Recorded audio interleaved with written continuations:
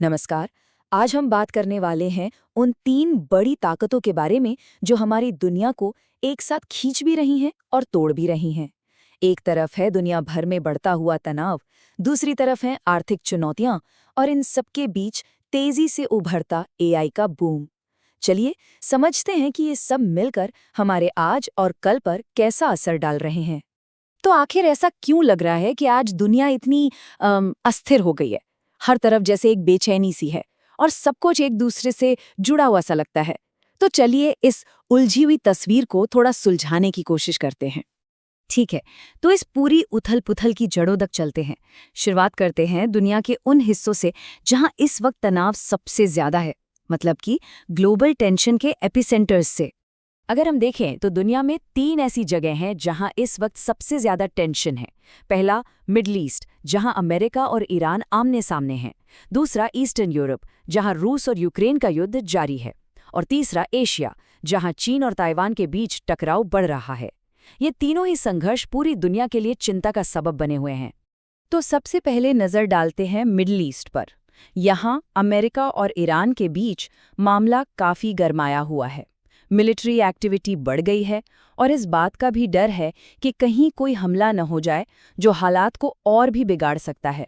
वहां से चलें यूरोप की तरफ तो रूस यूक्रेन युद्ध अभी भी पूरी शिद्दत से जारी है। भारी हमले हो रहे हैं लेकिन शांति की बातचीत में कोई खास कामयाबी मिलती नहीं दिख रही। ये एक ऐसा संघर्ष है जो थमने का नाम ही नहीं ले रहा। और फिर आता है एशिया। यहाँ चीन लगातार अपनी मिलिट्री पावर बढ़ा रहा है और ख़ास तौर पर ताइवान के आसपास उसकी सैन्य गतिविधियां बहुत तेज़ हो गई हैं। इससे इस पूरे रीजन में एक अजीब सा तनाव बना हुआ है। अब जाहिर सी बात है, जब दुनिया के इतने हिस्सों में आग लगी हो तो इसका धुआं अर्थव्यवस्था तक तो पहुंचेगा ही। तो देखते हैं कि इन सब टेंशन्स का इकोनॉमिक रिएक्शन कैसा हो रहा है। और ये असर सीधा सीधा महसूस हो रहा है। एक तरफ दुनिया भर में तेल की कीमतों में जबरदस्त उतार चढ़ाव देखने को मिल रहा है और दूसरी तरफ ग्लोबल स्टॉक मार्केट्स में भी एक हल्की सी गिरावट नजर आ रही है। और ये कोई एक दो देशों की कहानी नहीं है। कहा जा रहा है कि इसका असर दुनिया के कई देशों की अर्थव्यवस्था पर साफ साफ दिख रहा है। मतलब ये कि ये एक ग्लोबल प्रॉब्लम है जिसकी चपेट में बहुत से देश आ रहे हैं। पर इस पूरी तस्वीर में सिर्फ तनाव और आर्थिक परेशानियां ही नहीं हैं। इन सब के बीच दुनिया का फोकस भविष्य की 2 बहुत बड़ी चीजों पर भी जा रहा है।